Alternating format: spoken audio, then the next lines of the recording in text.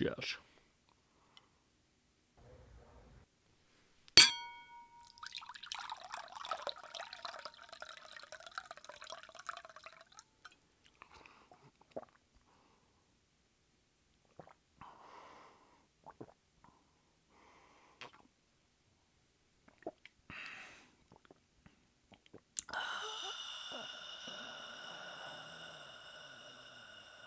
Hello and welcome back to this Downful Idealistic Crusade. As I did last year, I started working on my list of the best physical media releases of the past year of 2022. And last year, I also highlighted some titles that did have some issues and were what I considered among the worst releases of the past year. Now, I don't like to focus on the negative, but as physical media becomes even more important in the streaming age and the preservation, especially for catalog titles, is so important, and a lot of the work in preservation goes hand in hand with home video releases. So if the master made for physical media has a problem, and then that's all that's available for theatrical exhibitions as a DCP, that means those problems get baked into the only version in circulation, and this goes into streaming as well. So it's a bigger problem than just simply having a disc with an error. And there are plenty of discs that have errors, as we have more labels and more releases to deal with, and less manufacturing plans. And again, the focus of the market is entirely now on focusing on streaming instead of physical releases.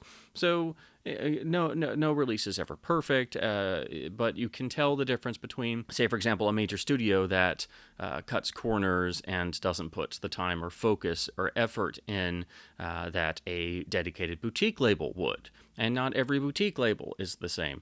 So as I was putting my list together this year, I kept finding more and more things I wanted to discuss, more and more discs that had issues and things. So instead of what I did last year of just having a few general worst of awards in my actual best of the year awards, I've put together so many that I realized I needed to just do an entire separate thing. So this is my worst of the year in terms of physical media releases of 2022. These are, of course, limited to what I myself have been able to purchase and buy, along with one or two other titles that are so notoriously bad already due to various problems that I think they should be avoided, or only purchased with the caveat knowing that they do have some serious issues.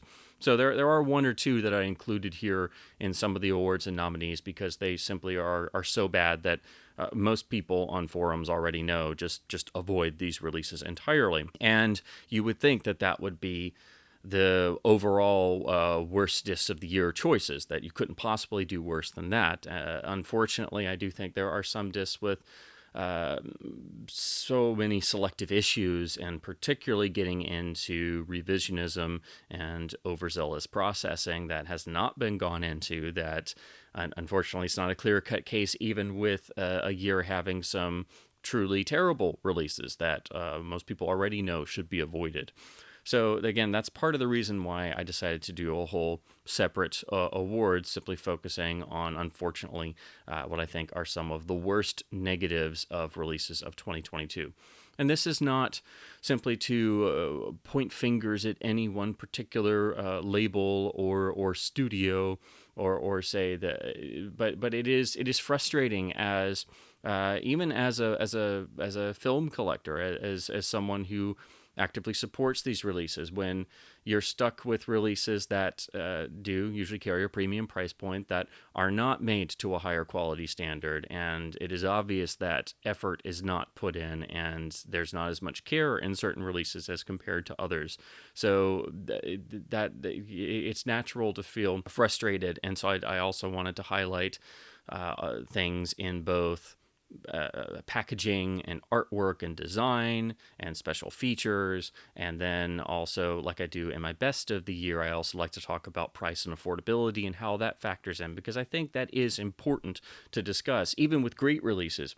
because a great release that costs $60 versus $15, that is a significant difference. And a lot of people are not going to have the spare change or want to drop $60 on something, no matter how good it is for a release. And the same goes for a bad release. You don't want to have to drop $40 or more on a release that has major problems that are not addressed or corrected, versus, it's, at least a little bit better when it's an inexpensive bad release or an inexpensive release without, where it's a dated master just slapped on a disc. So at least if it's a disc that's $10 or $15, that's at least a bit less painful than it being, say, a $40 disc with problems. And then you get into the notion of, we've had a lot of really iconic classic catalog titles released in 2022, and of course that's my primary focus. That's what I'm most interested in. So all of these choices are mostly going to be classic catalog titles, because that's primarily what I'm watching and what I'm reviewing and what I'm most interested in. So again, do keep in mind this is merely my own opinion. Your opinions may differ, but I'd like to do this as a means of generating discussion, because we all want releases to be as good as they possibly can be. And of course, time and money constraints and business constraints do play a factor. That is understandable, but that's no reason that you can't make sure that you're making a release as good as you possibly can, regardless of if it's a restoration or an old master from 20 years ago. You can still make sure to encode it properly on a disc, to include special features if they are available or if you have the budget to make them, to make sure the packaging, at least the artwork, looks halfway decent, and also not charge an arm and a leg, especially if it's a problematic release or something you're just simply licensing, again, some master from who knows when. So to start, I'm just going to go by category and build up to what I think are the worst discs of 2022. The starting category is simply release practices. So these are all, I should say, I guess this would essentially be my version of the Razzies, but these are, I think, releases and certain practices by certain studios or labels that are frustrating and a bit questionable and do mar even some good releases, which I'll start with. And of course, I'm in a sort of cheeky way, I had to come up with a name for these, so I'm just going to call these the Damn Fools, since that's my channel name. So the Damn Fool for the cheapest feeling 4K UHD release of the year goes to Warner's release of Casablanca. Not only did we not receive the Deluxe Special Edition here in the US for no reason, that was only sold in the UK and other territories, we got this super generic cover, which is actually using a random still of Humphrey Bogart, which is literally found on the IMDb page. The art is rather uninspired. It's okay, but this is Casablanca, at least it got a slipcover, but it is just in standard HDR10. It does not have Dolby Vision. It does not have HDR10 Plus. This seems to be Warner's sort of standard operating procedure for all of their continuing rollout of the classic titles. Of course, the transfer is, miles ahead of everything that Warner has done up to this point, even the 2012 Blu-ray. They did at least work somewhat on the original mono, which really needs it, but unfortunately it still needs it, because this is still not a very good sounding version of the original mono mix. There are better versions out there, but at least they did put some effort in. But this just feels really cheap, and again, we didn't even get the special edition box set and steelbook with all the swag here. And it's surprising, because Casablanca is one of Warner's key titles. They always do that for. So we just get this generic release with the old Blu-ray included. There are no new special features. It is pretty much just all of the extras are literally on the same Blu-ray disc. So it feels really cheap. And again, in the UK, they got the big deluxe set, which includes the bonus long-form documentaries that were included only in the 2012 Blu-ray in the big swag box set, which was a 3-disc affair. So we didn't even get that 3rd-disc material here in the US. You have to have the old Blu-ray box or the UK set. So unfortunately, this I just think is a bit of a missed opportunity. This film, of course, deserves the legendary treatment if any film ever does. So it just felt really weird that Warner's just really cheaped out on the UHD release. Now, the damn fool for cheapest feeling standard Blu-ray or boutique Blu-ray actually goes to Criterion's Arsenic and Old Lace. This is a film myself and many countless other fans have dreamed of getting a new scan and release for years. It's been stuck on the old outdated snapper case DVD and the Laserdisc, which Criterion did. That's the version I've watched every year for years now. So Arsenic finally got a beautiful 4K restoration and would have been a Warner Archive release had Criterion not snapped up the rights. And they did produce beautiful looking art, but this notably only has the radio adaptation and a lovely new commentary, and that's it for the extras. So it feels like, we had to wait all this time and like somebody couldn't even be bothered to make an actual supplemental package worth the Criterion asking price. The commentary is great, the art is great, but it just feels like they didn't really put in much effort. And then on top of that, the encoding job is really poor. The transfer is beautiful. It's a new 4K scan, and it should have been a UHD release. I mean, that seems like a no-brainer. But the encoding was done by Pixelogic Media, who has a lot of problems and is, I think, one of the key sources of why Criterion encodes have gotten so bad. But there is a lot of macro blocking that actually pops up in this transfer. It's not super noticeable all the time because in this new master, the black levels are very deep. That does hide quite a bit of things, particularly watching on an OLED. But even the encoding is rather poor at times, which is unfortunate. So that's why I think this is the sort of cheapest feeling standard Blu-ray release of the year. The Damn Fool Award for the worst cash grab reissue of a previously existing title and Discmaster identically goes to the UK exclusive Deluxe anniversary reissue of Dr. No. This was a big swag affair box complete with new artwork and even a little replica of the dragon tank from the film, which I don't know why anybody would need that, and it also came with a rather exorbitant asking price. However, this is still using the same horrible Lowry Digital Master. It is a direct copy of the original Blu-ray with the hideously over noise managed mono track that is only included in lossy quality and not even included, as I believe, on the UK Blu-ray. So you're stuck with nothing but the atrocious 5.1 remix. All the James Bond 5.1 remixes of the mono films are crimes against those films. They are some of the worst 5.1 remixes ever done, and they should be removed from all releases. They are terrible and completely inaccurate and full of errors and bugs. But on top of that, we have still not seen the release of the long-completed 4K masters of the original films that have been sitting on a shelf somewhere for years and they have still not seen a physical media release or a big rollout. They've had a couple screenings as random DCPs for some of the films, and then some have turned up on streaming services, and already those show marked improvements over the hideously outdated and terrible Lowry Digital Masters that actually date all the way back to the 2006 Ultimate Edition DVDs. That's how long we've been dealing with these problems and the atrocious 5.1 remixes.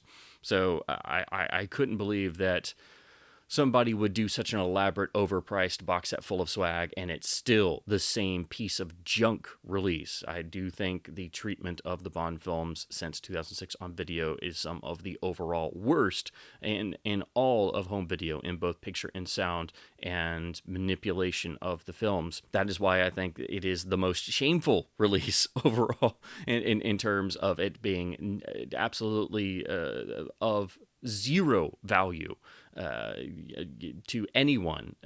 So that's why it easily took the award for the worst cash grab reissue of the year. Now, this next award is one I've wanted to discuss for quite some time because it has been very off-putting in the past. But I've tried to be polite and not go into it. But it is pretty much common knowledge if you're on discussion forums or you've encountered this yourself. But the award for trying to think of how to put this politely. The award for the label with the worst sort of feedback when people ask questions is, of course, Kino Lorber, who does at least have some individuals who do communicate with people online and try to answer questions and things, and also primarily talk about their upcoming releases and release announcements, which is perfectly fine. Other labels do this as well.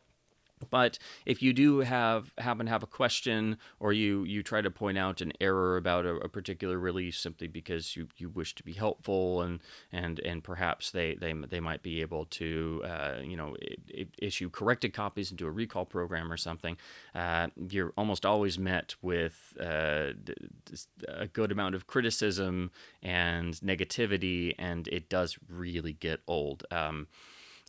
I experienced this most directly when their 2017 release of The Good, the Bad, and the Ugly, the first go around, the whole debacle that happened with their response over those of us simply wanting to try and help them make a better release. And then it's sort of been on and off. And again, there are different people. This is not trying to single out anyone, but it is... I hardly ask questions myself. I feel like it's not really wanted to ask questions or point out errors or things. So I've wanted to discuss this before, but I don't like pointing fingers. I don't like being negative, but it gets really old after a certain point. So that's why I felt it was necessary to mention here. And then we get to overall worst label of the year. The Damn Fool, I think, was claimed almost immediately because there is one particular entity. There's one particular company that seems hell-bent on trying to, I think, really make every release as bad as possible. This goes from terrible release practices to cash grabs to terrible discount codes that make zero sense, random application of DNR, random revisionism, a great number of errors, terrible treatment of original audio if it's even present at all, and the good majority of the worst discs of the year across the board all go back to this same entity. So without question, the worst label or studio of 2022 is Paramount. There is no competition. They have made so many terrible choices and terrible releases, and will usually try and charge premium top dollar for the consumer to then experience all of these headaches. The number of terrible and bad releases that they have produced, and again, the errors and problems run the gamut. But I mean, they include 48 Hours, Saturday Night Fever, Fatal Attraction, the War of the Worlds, When Worlds Collide. These are, of course, major titles. Some of the masters they've licensed out to others have been total DNR fests, like Escape from Alcatraz, which they licensed to Kino. Then you have the crazy rollout of their 4K editions of the Star Trek feature films, first getting 4 films only as a box set, then making people rebuy them in a complete box set. Those transfers were not entirely hands-off, and they do not include the original audio tracks for any of the films. Then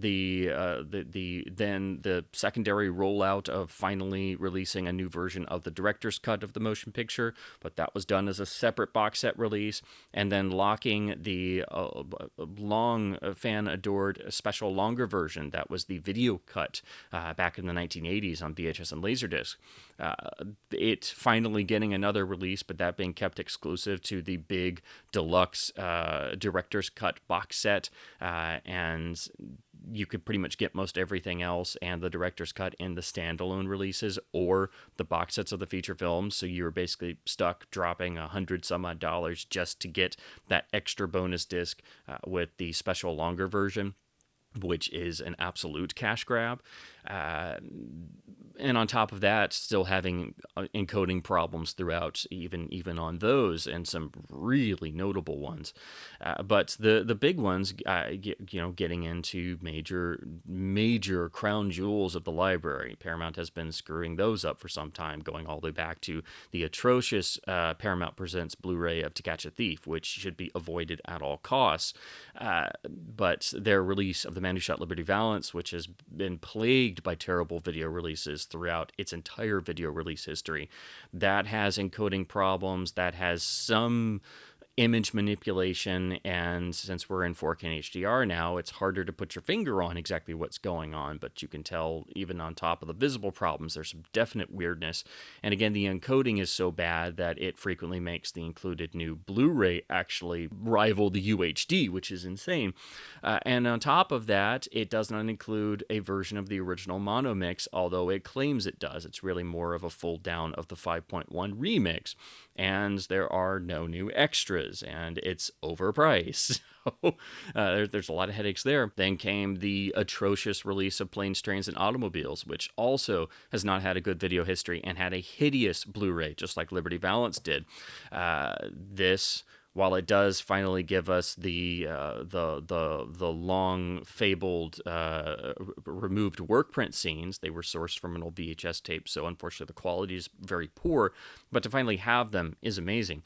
But the transfer would have been pretty good if they hadn't hit it with a crap ton of DNR and done all kinds of processing. It is an atrocious looking disc, and even standard consumers noticed this and complained about it, and this was ignored. So it is actually only a minute improvement over the hideous looking Blu-ray. It is bad in a whole number of other ways. And on top of that, they even somehow managed to flip the surround channels of the Blu-ray remix. So still no original audio. It's a 5.1 upmix, but they managed to somehow flip the surround channels because Paramount's going to Paramount, I guess. But this was capped off, I think, by the absolutely mind-boggling treatment of the Godfather trilogy, which received nothing but rave reviews everywhere, and is, I think, a case in point, pure prime example of what we're going to be looking at in 4K and in the realm of 4K and what that can mean for revisionism. Because not only was the color timing altered and changed from the original intent, which was faithfully attempted to recreate on the what is termed the Coppola restoration that Robert Harris did and was released on Blu-ray back in 2008, 2009, and was also supervised by Coppola and cinematographer Gordon Willis. That was what most people discussed, and that's what the film's restorer previously, Robert Harris, felt was the major issue. But it goes far beyond that. The original audio tracks have not been given much love or care at all. They're still lossy. They don't sound very good, and they should be better presented.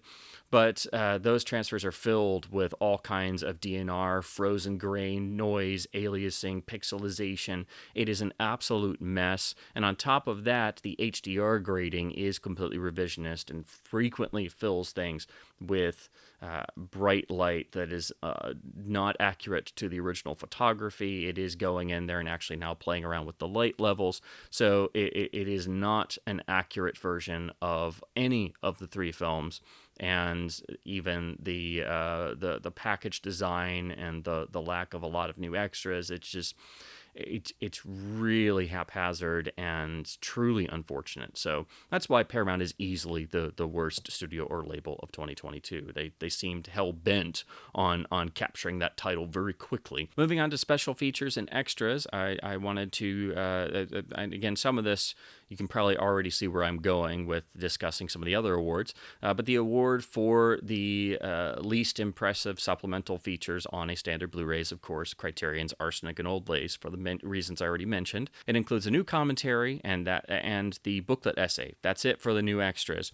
It does include a radio adaptation with Karloff, which is fascinating, and it also includes the trailer, which is also standard def. So it is not up to the usual Criterion standards for special features, and it does make fans of the film picking up this release, definitely disappointed that, unfortunately, after all these years of waiting, not only could we not get a UHD, but we couldn't even get a full Criterion supplemental features package. And then the damn fool for the worst or most disappointing supplemental features section on UHD releases is a shared award. So it goes to Warner's release of Casablanca, which relies entirely on the old legacy features, which date all the way back to the Laserdisc era. There is not one single new extra or supplement on this release, which is really, I think, ridiculous. They could have at least gone to some effort,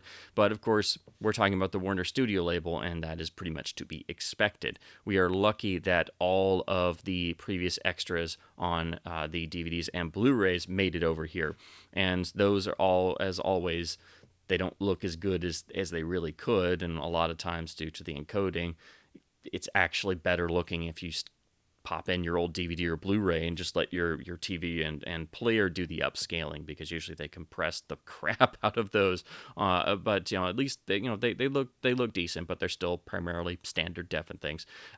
So that is one of the winners. The other is, of course, the Godfather trilogy on 4K UHD and Blu-ray. This does at least add really 2 new extras if you don't count the new restoration piece that they did, and the new extras are really nice, and really the only enticements, I think, for diehard fans of the Godfather films to pick up any of the new releases. But only having 2 new short pieces is not enough for the Godfather's 50th anniversary, and there really should have been at least some new critical pieces, or maybe an additional commentary as well. And on top of that, the legacy extras are not updated. There is no new scan of all the deleted material, even though there was a new cut of the Saga version made for HBO Max. So that means none of the screen tests, none of the deleted material has been updated. It is still stuck. It's even got the same menus from the original DVD release back in the early 2000s.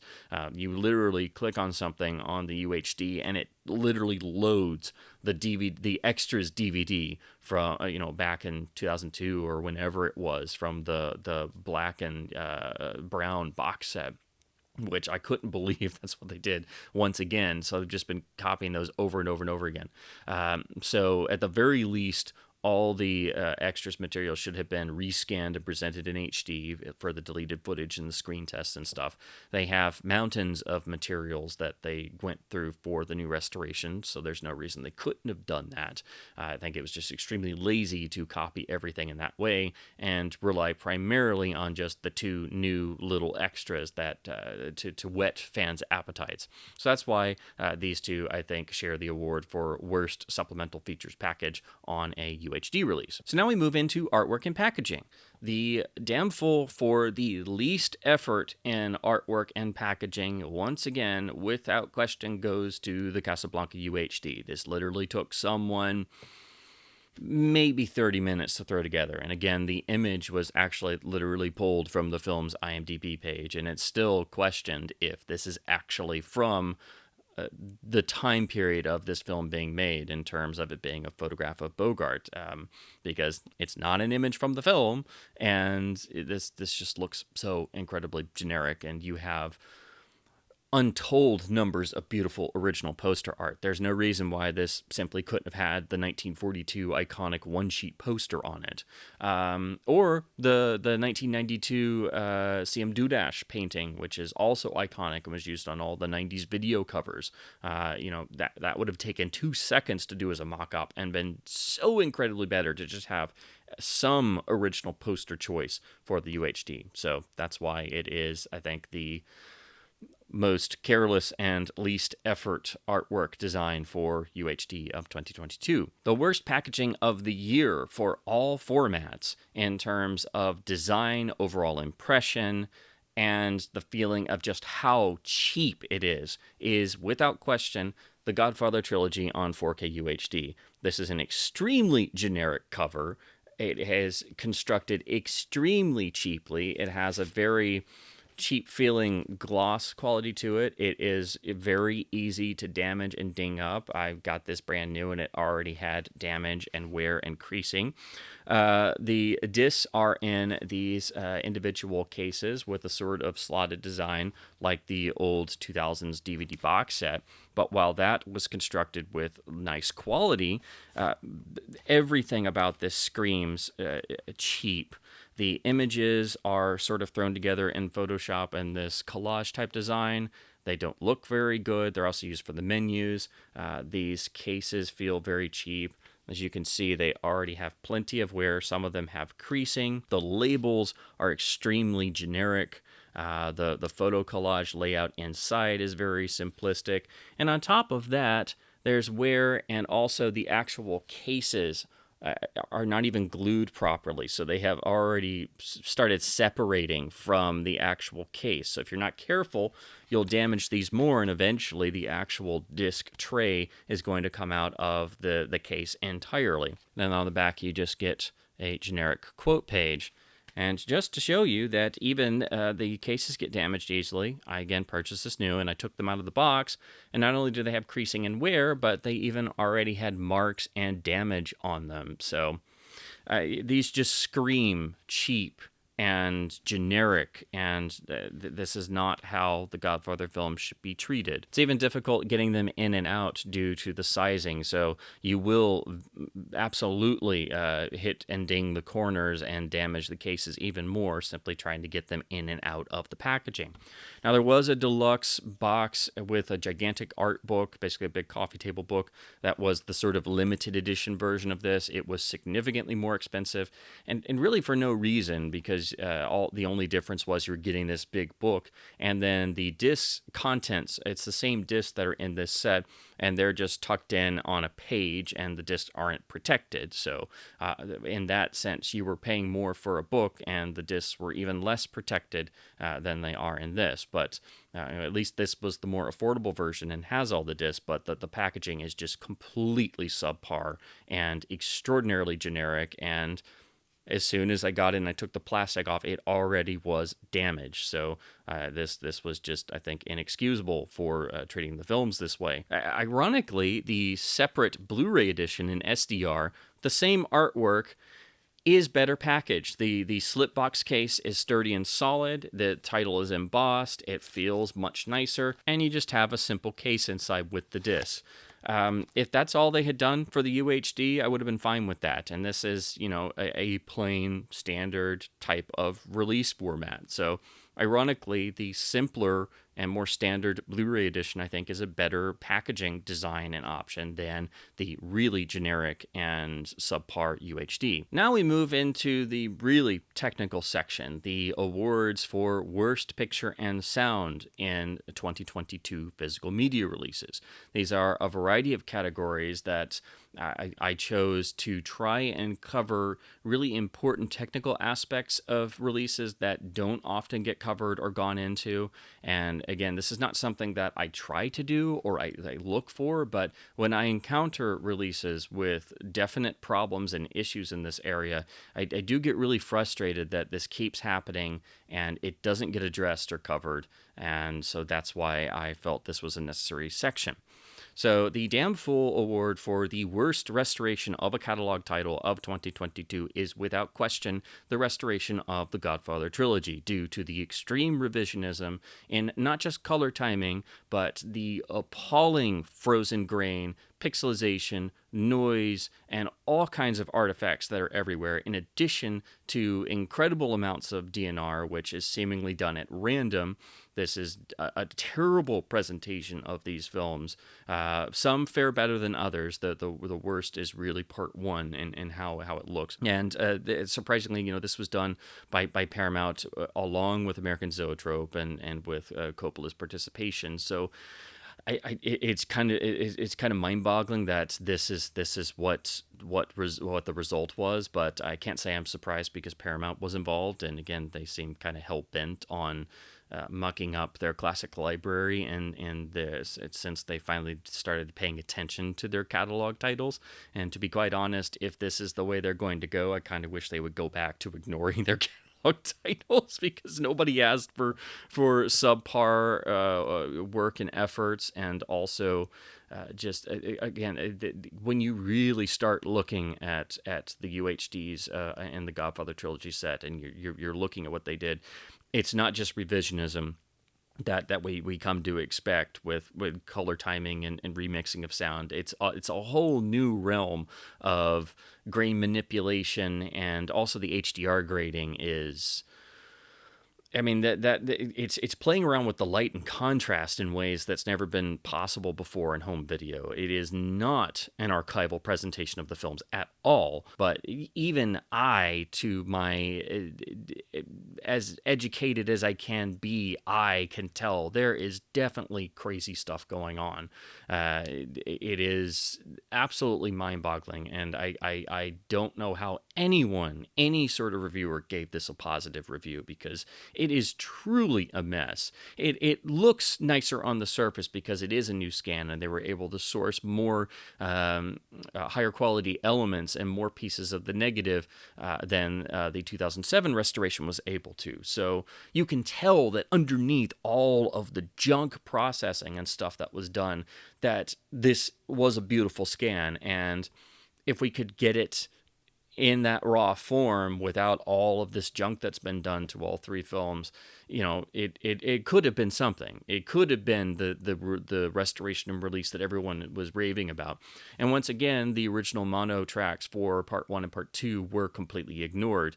Well, I can't say that, because the mono track for Part 1, it's still the same lossy audio as the Blu-ray, and the Blu-ray was the best sounding mono for 1 and 2 that we've yet gotten, as far as I'm aware. They have tweaked the mono a little bit. It sounds a little bit different. It sounds like it's been EQ'd a little, and it doesn't sound as good as the previous Blu-ray release on the Coppola restoration set. So this is easily, without question, no contest, the worst restoration of the past year. It's absolutely appalling, some of the stuff they did. And again, the more you start looking into it, the more you're really going to start scratching your head. And I don't get vocal when I watch a film, but sometimes there are certain cases, and just going through Part 1 alone, I was biting my fist like James Caan does playing Sonny. So if that tells you or conveys a sense of just how bad what has been done is, well, I think that speaks volumes. The damn fool for the worst problem in a studio or owner supplied previous master goes to Kino Lorber's release of the Hitchcock classic Rich and Strange, which is from his truly underrated and little seen British period. This is a wonderful gem of a film, but it is from the restored Studio Canal master, which is the best quality the film has ever had on video. And there are some nice extras, but there is a particular problem at about 19 minutes into the film, or somewhere around the 20-minute mark. There is actually a section of audio that is suddenly repeated from an earlier part of the film. Why this happened, nobody knows, but it was thankfully noticed by some Hitchcock fans and scholars pretty much immediately. It was found before I had even gotten a copy of this disc. I had ordered it, and some people, I guess, got it before I did, and then I started seeing that. I'm like, wait, what? And I, of course, popped the disc in and immediately discovered the same thing, and it is very obvious and noticeable. Unfortunately, the official response was Kino essentially saying, well, none of the reviews noticed it and said everything was fine and great, so it's not our master, so we're not doing anything about it. The last part of that statement is understandable. It is Studio Canal's problem, and apparently this was in their DVD release of the film from the same master, that this problem is not a particularly new one, but you wouldn't know that unless you imported those PAL discs and had watched those instead of the usually the really crummy versions we have over here. But that's not really, I think, the attitude to take, and this should be corrected at least by Studio Canal. This is a Hitchcock title with, a section of audio that is defective. I mean, that's pretty major, It would be like having the wrong visuals for a second, even if it's, a minute or 30 seconds, a very short portion of the film. If you had the wrong picture elements, somebody might do something about that. It's kind of important. Although, I can, off the top of my head, think of a Kino release that does actually flash a different section of a film in 2 spots. That's their release of the 1925 Phantom of the Opera. In one of the cuts, and I covered this when I did my review, it briefly flashes for a couple seconds in the pivotal unmasking scene, previous shots of that same scene randomly out of nowhere. So unfortunately, I can think of another Kino release that actually does have the wrong video in the particular portion. It's very minor, but it's still there and noticeable. But unfortunately, this problem has not been fixed in regards to Rich and Strange. So while this is technically the best video version in addition to try, I do have to tell people who are interested in seeing this film that you will have to deal with the fact that a small portion of the film has the wrong audio and it has not been corrected. You would have to go to an older, inferior master on video, an older video copy, and grab that particular piece of audio, like say from the old Laserdisc release, and then you'd have to go in and actually make a custom new audio track and literally synchronize and place that corrected section of a different audio source of the film from a different copy into the restoration audio on this release to actually fix the problem. Somebody could have done that officially, and you could have done a recall program if Studio Canal wasn't going to do it. Or I get a label not having the time and money to do that, and it's not their master and all this stuff. I get that. It was really the attitude that was taken that was really off-putting, and it was not the way to handle things. So unfortunately, this problem still exists in regards to Rich and Strange. Of course, the damn fool for most disappointing release of the year. It's pretty obvious. There were some strong contenders for a while, and then I got my hands on the Godfather trilogy on 4K UHD and saw just the absolute generic, terrible packaging, the lack of care everywhere, and then the legacy extras not being updated, very, very minor new extras for the 50th anniversary. And then the atrocious treatment of the films overall is just, I mean, I have no words. It's that level of just, I can't believe what I'm seeing and hearing. So it is, it takes most disappointing disc of the year to a whole other level. I mean, there were some that I was extraordinarily disappointed with, in particular, that will also be discussed in this. But this. It goes beyond disappointing. It moves into infuriating territory. The Damn Fool Award for the most unnecessarily problematic release of 2022 is a shared award, and it goes to the Kino Lorber 4K UHD, SDR, and Blu-ray releases, and I should say reissues because it's the second go-around for Kino on these titles, of the Sergio Leone masterpieces, A Fistful of Dollars and For a Few Dollars More. While these are better than their first go-around, they are still fraught with issues. A lot of that does stem from the fact that Kino's having to work from available materials and masters that do have baked-in problems, such as the awful color grading of the Richard Vada master on Fistful, which they did try to address, and it is thankfully better than their previous release of the straight Richard Vada master, which was atrocious. The Fistful restoration has horrible audio problems. The mono track included in the restoration has completely incorrect levels and edits, and some of the dialogue and sound effects are slightly clipped or muted or covered up and inaudible. It was but that's really a fault of the restorers, and apparently I'm the only one who has picked up on this and discussed it because admittedly I've seen the film many times. I know it like the back of my hand, and it drives me crazy. So it's sort of a mixed bag, and of course I covered all this in my review. There's probably not as much Kino could have done with Fistful to improve it. It's probably about the best they could do, and at least they did try and work on the color. But then you go to the extras, and it's primarily the MGM legacy extras. There's still the problem with using the screwed up frame rate version of the standard def trailers from their 2017 The Good, the Bad, and the Ugly disc, and it just feels like they really didn't put a lot of effort in outside of trying to tweak the color of the Richard Master. And really, they only seem to have done that because a lot of us were very vocal about how bad the color was. And that was pretty much what everyone talked about, is how bad the Richard color is. But then you turn to For a Few Dollars More, which does purport to have the complete edit of the film finally, and is based primarily off of the Richard scan that was released on Kino's previous Blu-ray. But they took it upon themselves to step in and not let Richard do the color grading. So the color isn't so much of a problem here, and we don't have to worry about trying to fix the baked-in color problems of the master.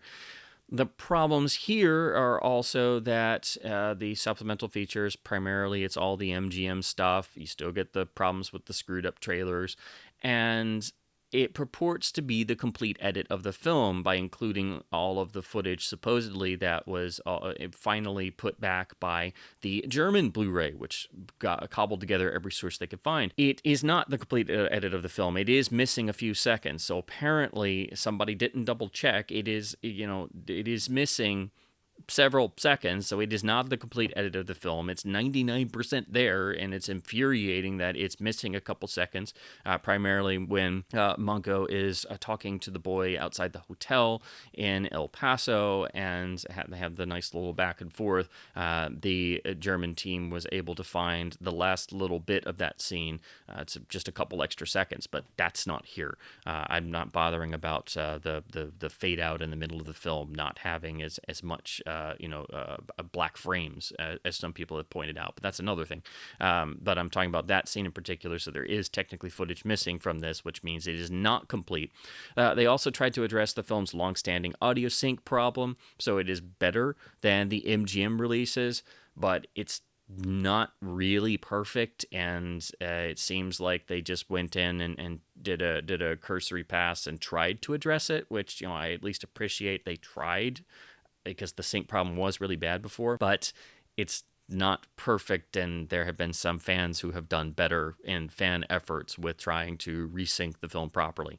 And then you get into the whole notion I uncovered of the MGM audio being so hideously bad in noise reduction that it sounds like you're listening to the film over a telephone line, and having to source audio from a time-compressed 1984 VHS hi-fi track to have finally a track that sounds proper and full-bodied like the film should, which is appalling. But that's MGM. That's not, again, Kino. So these are so frustrating and such a missed opportunity that while they are better than the previous releases and they will suit most people, it's still not as good as it could be and as it should be.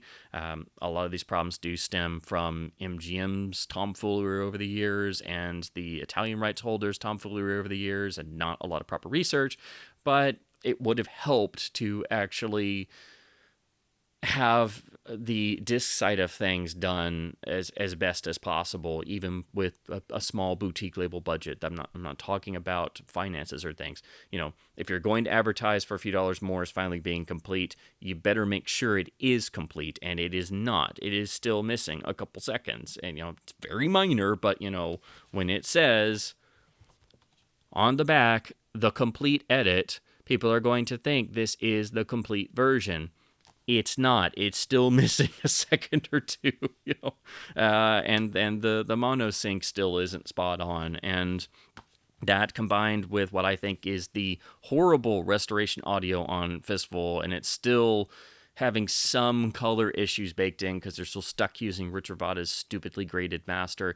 It's just really unfortunate. These were going to be my most disappointing discs of the year, and then I got my hands on the Godfather trilogy, and it's like, oh my god, there's something more disappointing than the still problematic Leone releases. But that's why these are here in this award. The damn fool for worst encode on a Blu-ray disc.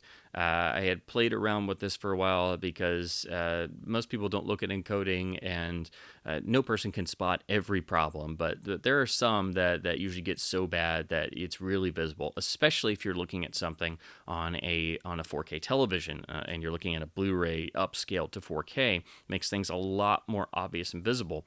So the worst encoding on a standard SDR Blu-ray is easily the presentation of the Godfather trilogy on the standard Blu-ray. I decided to try this to see how the new anniversary version looked in SDR. It has all the problems of the UHD, but a lot of that is dialed down because you're looking at it in 1080p. But what makes it worse than the UHD actually is the encoding is so bad that there is frequent pixelization and noise and all kinds of artifacts simply because the encode is all over the place. So this basically is a 1080p SDR version of the new badly flawed version, the so-called restoration of the trilogy, made worse by having a bad Blu-ray encode. And when you look at this on a 4K television upscaled to 4K, particularly on an OLED, this stuff just literally hits you over the head. So you can see the traces of what's clearly visible in the UHDs, but it's dialed down because it's in 1080p SDR. The brightness of the HDR overusage is a bit tamed because it's SDR, but it's still there. But then, like you have somebody moving with a gigantic frozen grain halo that's less visible because it's 1080p, but then that frozen grain halo is surrounded by what looks like a shimmering aura of pixelization and noise due to the bad encoding on the Blu-ray. So, and this is all over the three films on the Blu-ray releases, and it's even more obvious when you look at it on a 4K television. So Paramount has had tons of bad encoding jobs across their releases, but this one was just extremely noticeable because it seemed to almost magnify some of the problems of the new source master of the 4K version. The worst UHD encoding is a shared award. It's also a shared award with a disc that I don't own a copy of, but is so bad that it had to be mentioned. So the first winner is the disc I own, which is Paramount's release of The Man Who Shot Liberty Valance, which has, it at least looks better than the awful old DNR to Hell and Back Blu-ray, which is actually based on an even older DVD master. But the encoding of the UHD is so scattershot that a lot of people started to wonder and even think and believe that the more consistently mastered Blu-ray of the new master included in this release was actually a better presentation. It really isn't, because the UHD does have obviously a greater range of things and visual nuance with the HDR, and it is done very tastefully, surprisingly, for a Paramount release. But the Blu-ray is usually at a constant 35 megabits per second, and the UHD is just, it's usually constant, but then it'll just suddenly drop, and then it has multiple shots in it that randomly look very smoothed over and DNR'd almost like they were substituted from an alternate, much lesser source, and then hit with a lot of noise reduction. But the bitrate drops are pretty massive and do not belong in a properly mastered UHD. The other is same sort of problem is Shout Factory's pretty notorious release of The Craft on 4K UHD, which has probably the biggest bitrate drops, I think, of any UHD seen to date. And this is primarily in the titles and any optical shots and things, any transitions. All of a sudden, your healthy bitrate drops to, below 10 or even 5 megabits per second. And it's so bad that it causes pixelated, noisy, compressed, dirty frames and images. And everyone who has purchased this disc has noticed this. It is a huge issue, and it is entirely due to what I think is really an incompetent encoding job, where all of a sudden you have, imagine something 35, 40, 50 megabits per second or more, especially on a UHD. It should be even more than that. All of a sudden dropping down to 5 or less than 5 megabits per second just because it's an optical shot or it's the opening. It happens at the opening titles of the film. It's not a film I'm very familiar with, but I have seen in the past, and if you look at reviews and screen caps of it, it looks pretty good on the surface, and then you see what those sections look like, and it's just unbelievable. So that's why I wanted to highlight both the Craft and Liberty Valance in terms of the worst UHD encoding. The damn fool for the laziest encoding of the year is easily Criterion's release of Arsenic and Old Lace. The encoding was done by Pixelogic Media, who handles a lot of Criterion's releases now, and it's no secret among videophiles that Criterion releases have really suffered from increasingly bad or poor encodes over the years. So unfortunately, even though they're still the world's most famous boutique label and they're the biggest name, doesn't mean their encoding is up to par. Arsenic is a new 4K master. It is Blu-ray only, so there is no UHD. The encoding problems here are that you see rampant macro blocking pop up all over the place. It's not as bad as it could be because the new transfer has a lot of really deep black levels, and that does obscure and hide a lot of this, particularly when you're watching the film on an OLED, because I watched this on my OLED upscaled to 4K, and it wasn't as visible, but when you start to, you don't have to pay too close attention, you will see it, and it pops up at random intervals. It's not all the way through the transfer, but the macro blocking is so large that it is very noticeable, which is, I think, another sign that it seems pretty clear that Criterion did not wasn't putting a lot of their usual efforts into this release. It has a very slim supplements package. There is no UHD, and the encoding is so slipshod that it's got visible macro blocking on and off throughout the transfer, which is a shame because this is a beautiful new scan, and had this been released by the Warner Archive, as it would have been if Criterion hadn't picked up the rights, we wouldn't have gotten the commentary track.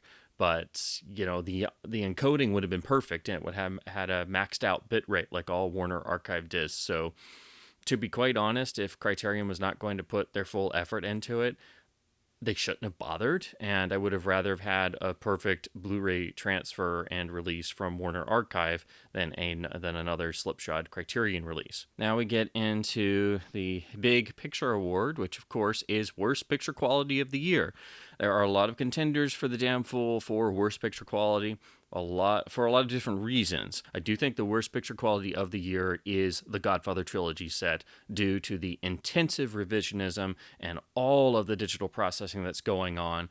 When you have frozen grain in the Godfather, even if it was just one scene, but throughout the feature, and you've already been playing around with the color, and the HDR is totally going for a revisionist approach, and it is not an archival presentation by any means, and then the transfers are filled with noise and aliasing and pixelization and all kinds of crud throughout, and the DNR is seemingly at random, sometimes only on particular portions of an individual shot.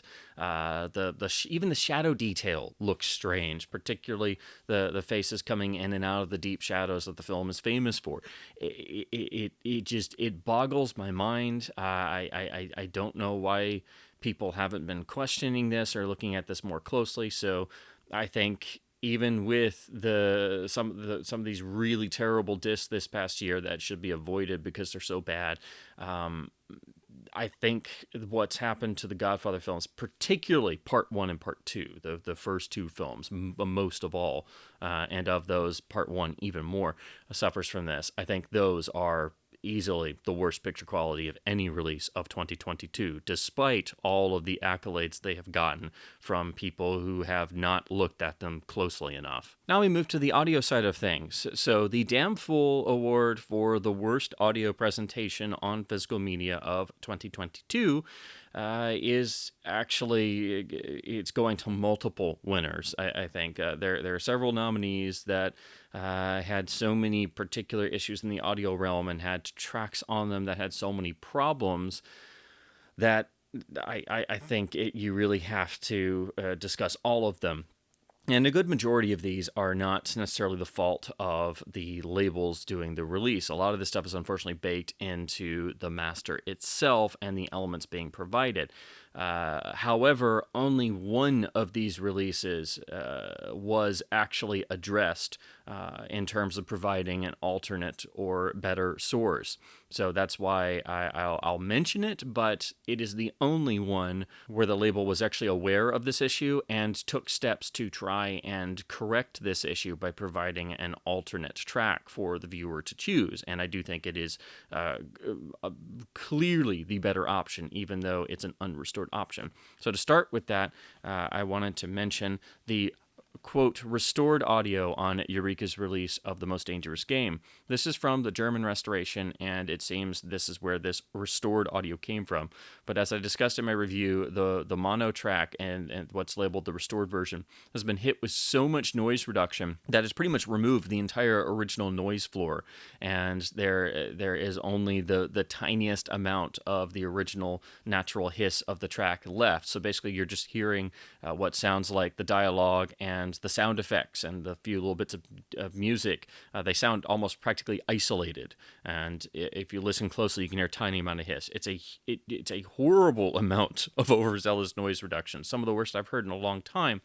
It of course is cleaner than the unrestored option, and this film has had decades of being kicked around on video, so it makes sense somebody would want to try to clean up the audio track, which always has kind of been a bit noisy, but someone went way too far. But at least the fine folks at Eureka actually thought about this, and they provided an unrestored option, which, as far as I can tell, is not on that original German release that sold out very quickly. So if you had gotten that, you would just be stuck with that audio. And some other releases have tried to clean up the audio track, and it's sort of a mixed bag. Unfortunately, there's still not one perfect version, but the Eureka is the best release to date. I do recommend people check and watch the film with the unrestored track, even though it is noisy, it hasn't been cleaned up, it has some pops, it has some jumps and things. I do think it is the better option because it is the more natural version, and you will hear the massive amount of material that was removed in the quote restored track. So that's why I mention it here. But again, this is the only release where the releasing label actually tried to alleviate that problem and was actually aware of the problem. Then comes Paramount's UHD of Planes, Trains, and Automobiles, which has the Blu-ray 5.1 remix, but as some fans have noticed, actually did manage to flip the surround channels, so they are actually reversed. How this happened, I have no idea, other than, honestly, incompetence. This happens every once in a while with some releases, the most infamous case being the 2004 Star Wars Trilogy DVDs, which had a new remix and was so slipshod that they flipped the surround channels, and then, when it was pointed out, labeled it a deliberate creative decision. Instead of admitting they made a mistake. Here on Planes, Trains, it's not as obvious because it was originally a mono surround. There's not a lot of surround activity, so you wouldn't really notice all that much unless you were used to the Blu-ray or you watch if you watch them back to back. But if you compare them directly, you can tell, and someone's even popped them in Audacity and shown the waveforms, and it's very clearly they've just been flopped. So the left comes out of the right comes out of the left, and that again is just it's a very stupid mistake. Then comes Paramount's UHD release of The Man Who Shot Liberty Valance, which, as I mentioned before, does not have a proper mono presentation. The mono track that's labeled as such on the disc is seemingly actually a fold down of the 5.1 remix. Now, the mono tracks on previous releases seem to have been a restoration that was combining the original stems again, because as far as I'm aware, and this also is with the help of the wonderful Bad Audio on Blu-ray blog, the only releases that have an actual mono track are the ones that predate the DVD. I even have owned the film on VHS. It didn't sound very good, but at least it was the original mono mix itself. And as far as we know, currently, the only way to get a really good sounding version of that is to go all the way back to the original VHS release back in 1979, 1980, and then you have to capture that, and it has some time compression and things. I've not yet checked the original Academy ratio, or essentially opened up version on Laserdisc, which had an analog mono track, but I assumed that would be the same as the 1980 VHS. But that's what you'd have to do to try and restore the actual mono track. The previous releases, though, they sounded pretty good with that, I guess, new custom mono from the original stems, but you don't even get that here. You get a fold down of the 5.1, and if you listen to all of these closely, even if you just have the DVDs and the new UHD, you will tell some slight differences between the DVD and previous restoration mono and this new mono. It is clearly different, and it is, again, a fold down of the 5.1 remix, which, while it's not changing anything, it's still a remix, and the levels aren't quite right, and it has some noise reduction applied and different things. So yeah, that's really not accurate, and it's not actually a mono track. But the real winners here are, of course, the English mono presentations on Kino's 4K releases of A Fistful of Dollars and For a Few Dollars More. For the reasons I've alluded to before and mentioned in great detail in my reviews of those releases, the restoration audio for A Fistful of Dollars is horribly flawed in its levels and balance across the board in terms of music and effects especially, and it even means that some of the original dialogue and effects are drowned out or obscured or clipped off. No one's really discussed this besides me, but it is there, and it does drive me crazy, and I really hate that audio track because it is that flawed, and that it should have been caught in the restoration process, and apparently it just wasn't, and people weren't double checking other people's work. So that plus the horrible treatment MGM has given to For a Few Dollars More original mono track, that has been hit with so much noise reduction and gone through several different versions over the years with even more noise reduction and EQ applied, that again, it really does sound like you're hearing the film over a telephone line. And while Kino did finally restore most of the missing footage for a US release, and did also finally address the longstanding sync problems that have really been around since 1997 on the US releases, so we've been dealing with that for a long time, courtesy of MGM. It's still not perfect. And when you look for better sources, the old Laserdisc already sounds miles better, even though it's actually a version of the US release edit, and it only, it sounds better. It's not perfect. But when I discovered that 1984 time-compressed VHS tape, and with the help of some others managed to get the time compression removed, and then just was blown away at the difference in sound.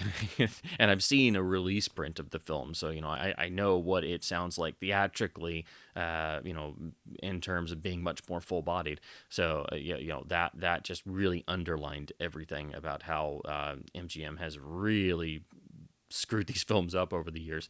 But again, that's MGM, that's not Kino, but of course all this stuff is baked into the release because they're having to use that. But if labels were more cognizant of these problems and more aware that a great deal of films have terrible audio presentations, even on the most current, spiffed up, lovely, newest restorations, then, maybe people could get more vocal about this stuff and more focus could be spent on audio instead of putting all the focus into the video realm. Then we move on to the Damnful Award for the most disappointing audio on disc of 2022. And again, there are so many nominees that all are deserving of this award that I am going to say that all of these I mention are winners of this award.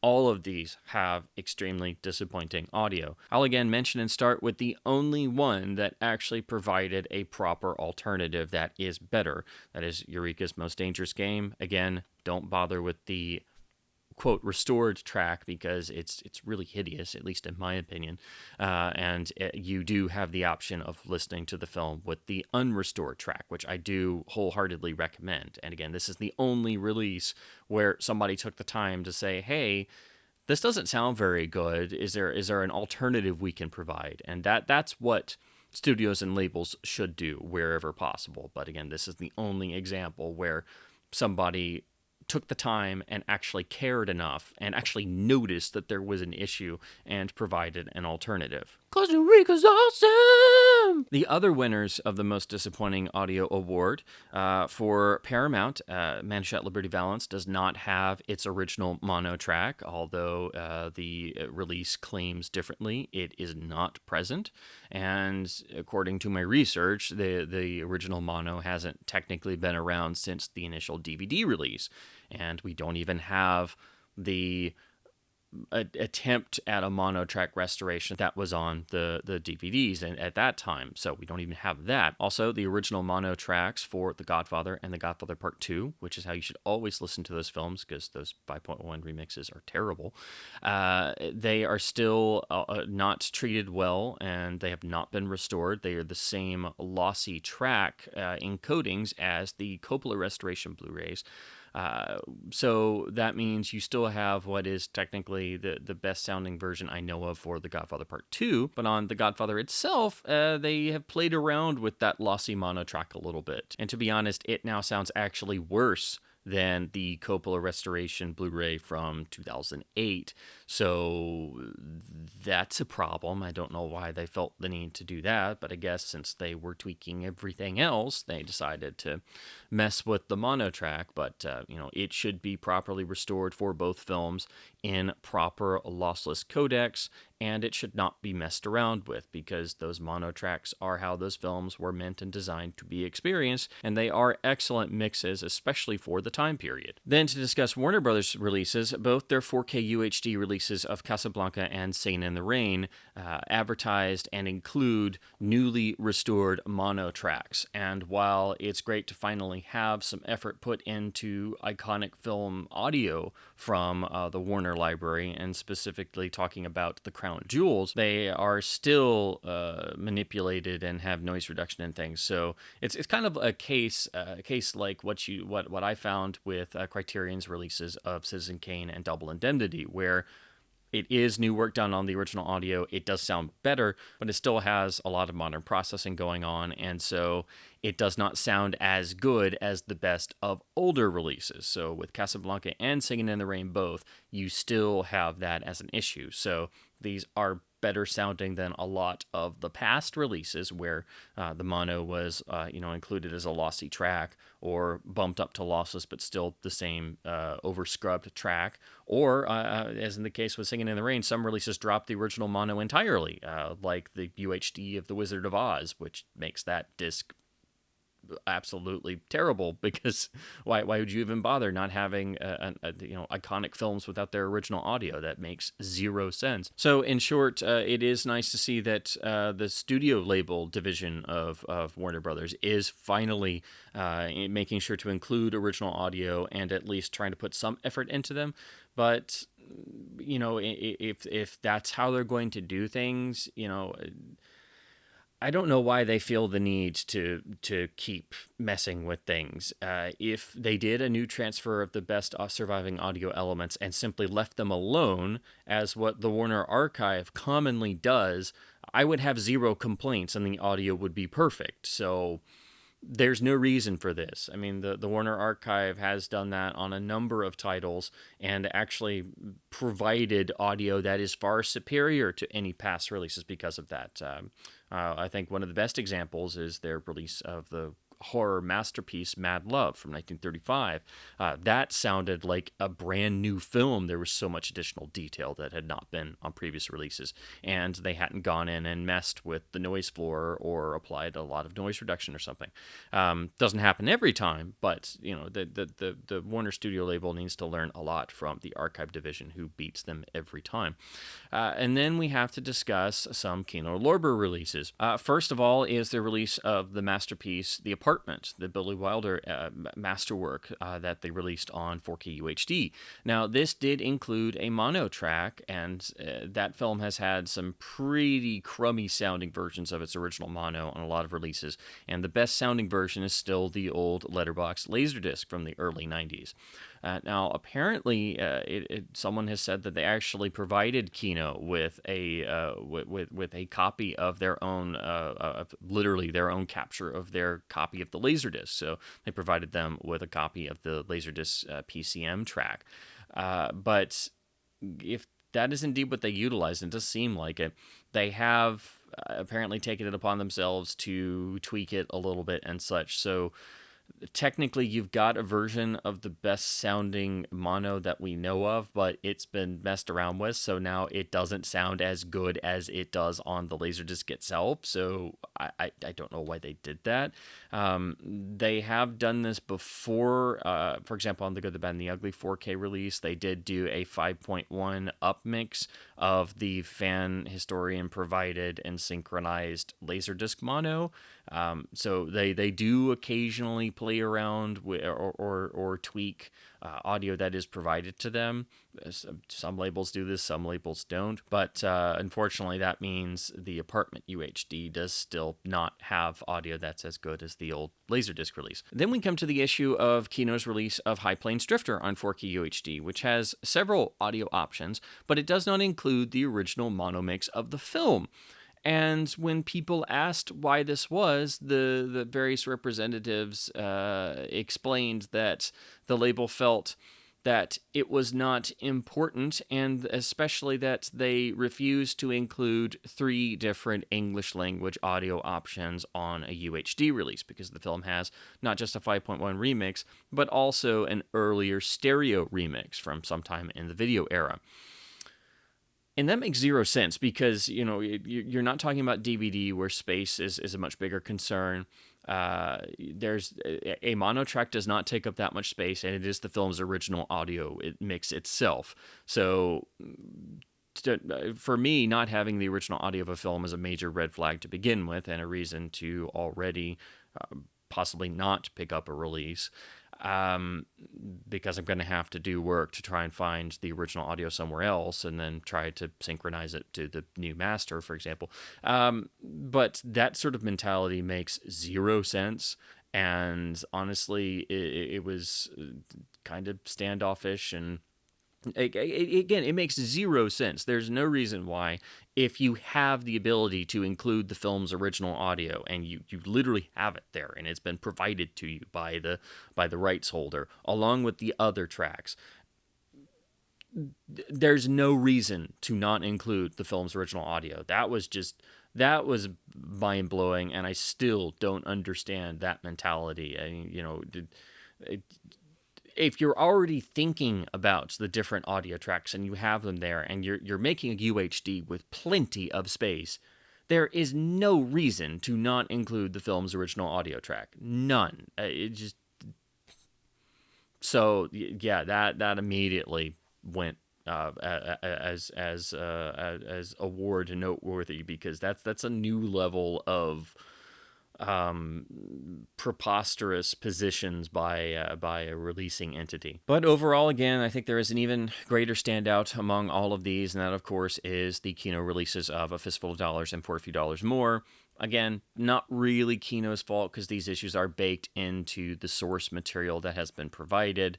However, these films have been treated so badly for so long, and these problems still exist, and the audio is especially bad when you know how these films are supposed to sound and have great examples of how they're supposed to sound. So it just makes them truly disappointing audio presentations. So now we move into the final category, which is, of course, the overall worst discs of the year in both Blu-ray and UHD. The big awards that, if you happened to be a releasing entity of physical media, that you would not want to be considered for. So I will start with a special award I wanted to discuss, because animation does not often get gone into in detail, and there is one particular releasing entity that has really produced a great number of slipshod, overpriced, problematic releases of their animated titles and animated series especially. So I think the worst animation release on Blu-ray and physical media of 2022 has to go to Warner Brothers and their release of the Batman complete series. Now, this has a lot of the sort of baked-in issues of all the standard Warner releases of animated series, and particularly in regards to the DC animated universe. For example, their release of Batman the Animated Series is hideously flawed and has defective audio in episodes. It's never been corrected, has compression issues, DNR all over the place. It is a mess, and it should have not been released that way. This does not have as many of those issues. They've kind of ironed out some of these things quietly, so this is more akin to what you see on their releases of Superman the Animated Series, Batman Beyond, so on and so forth. However, it has a lot of the same problems. It is a bit too compressed in terms of squeezing all the episodes onto just 6 discs. Thankfully, it does seem to have all of the DVD extras. But then you run into 2 big headaches that show that people don't care about putting these releases together and actually making them, proper releases. This does not include the animated feature of the series, the Batman vs. Dracula. That is still DVD exclusive, and all the other sets to this point have included the animated features and the straight-to-videos. So why all of a sudden they decided, no, we're not doing that, makes no sense. And if you finally get the series on Blu-ray, you're going to want to watch the animated feature, which is it's actually pretty good. It's got some good sequences in it, so that makes zero sense, and that's kind of insulting.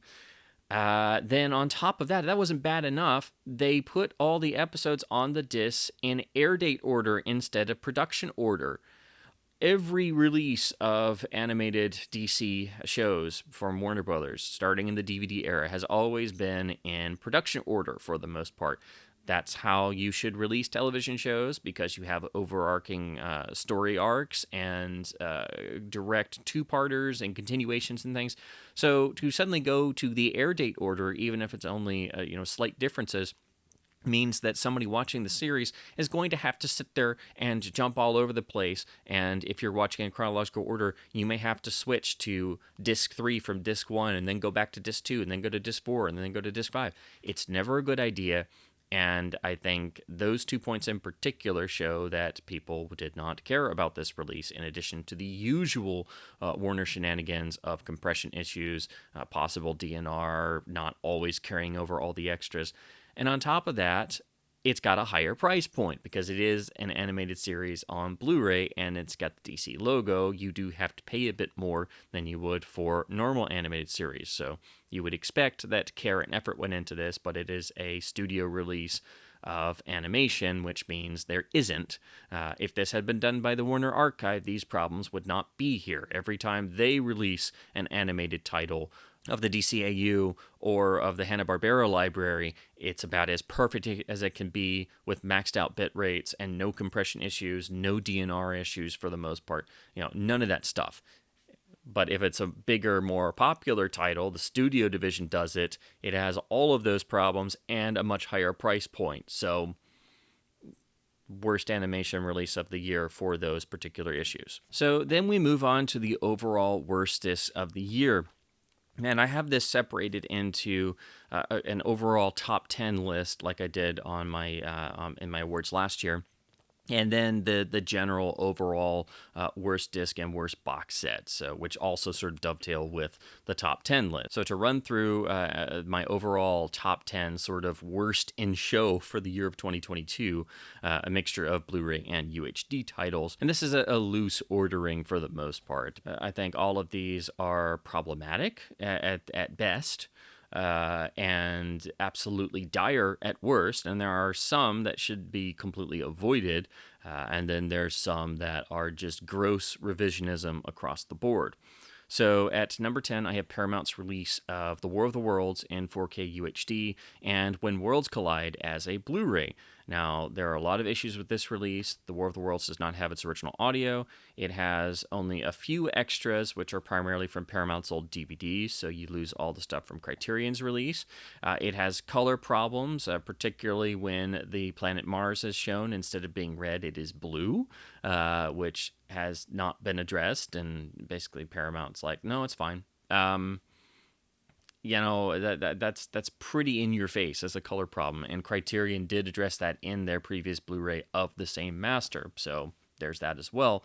So really, I don't think there's a reason to pick up the film on UHD because of those issues, even though it is 4K versus Criterion's 1080p Blu-ray. But then you turn to the treatment of When Worlds Collide, which doesn't really have any extras. It has a seemingly newer transfer, but it does have some color issues. It looks very weird. It hasn't been treated well. And honestly, Imprint had released the old existing master on Blu-ray, which did have some color fringing issues and things, and looked like a HD version of the old DVD and Laserdisc master. But it did have a lot of extras, and they at least tried. So that kind of made this release sting even more. So a lot of people just swore this off entirely and just stuck with their Imprint and Criterion discs. And to be quite honest, that's probably not a bad idea. So there's really no positive to this new release as far as I can tell. Then at number 9 and 8, respectively, are, of course, the Kino releases of A Fistful of Dollars and For a Few Dollars More on 4K UHD for the issues I've mentioned in both this awards video and my lengthy reviews. If you want to know more details about these, I do encourage you to check out my full comprehensive reviews and breakdowns of these releases, which I will link to in the description. But while I still think these are better than the previous Blu-rays here in the US, I still hesitate to recommend them to people because I have to, give them basically the litany of issues that still remain. And basically try and warn them, these aren't perfect by any means.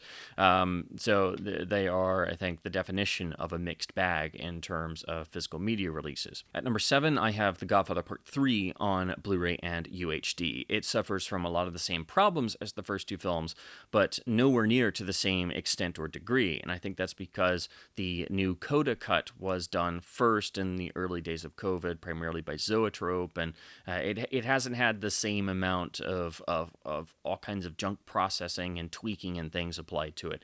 It still has those in spots. It still has the random DNR, but it doesn't have the crazy amounts of frozen grain and as much of the HDR revisionism and other things. It still has some of the color revisionism, but it's also a much more modern film, and it just seems like it wasn't messed around with as much. The focus was much more on making the new cut of the film. At number 6, I have Paramount's release of The Man Who Shot Liberty Valance on UHD and Blu-ray as part of their Presents line. This is a release that is filled with issues. It has the major encoding issues. There are the handful of shots in both discs that have been messed around with and denoised and look totally DNR'd for no reason. The UHD has the massive bitrate drops and the sequences that do lose in quality in terms of the encoding for seemingly no reason, making some people actually prefer the Blu-ray, which is a major red flag. It has been messed with in terms of the fades and opticals. Those have been sort of played around with. And on top of that, it does not have a version of the film's original mono mix, despite the track labeled as such, because that is a downmix of the 5.1 remix. And it is also severely overpriced in comparison to other Paramount UHD titles because it's still sold as a Presents title. So it's still a very problematic release, even though it is a big upgrade over the hideous DNR fest previous Paramount Blu-ray.